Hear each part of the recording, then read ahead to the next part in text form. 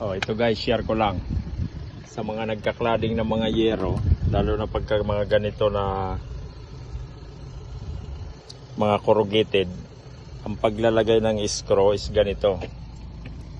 Hindi inilalagay ang screw dito sa taas. So dapat nandito siya sa baba.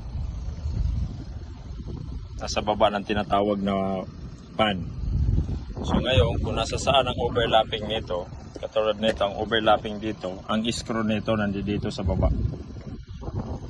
So hindi dito, nandito kasi nandito yung overlapping niya para masikip ito dito.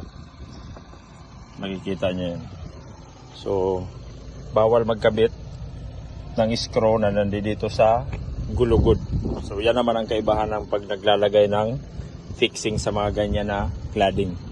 So kung makikita nyo yan, ganyan. O halos ganyan, no? Nandito sa baba. Okay? Ayan, no? Kung makikita nyo yan, nandito lang sa gilid. Overlapping ito. Ito yung nag-overlap. Nandito yung screw sa gilid. Hindi dito inilalagay. Okay? Pagka-cladding, ganyan. Yan ang standard na pagkakabit ng mga fixing. Okay?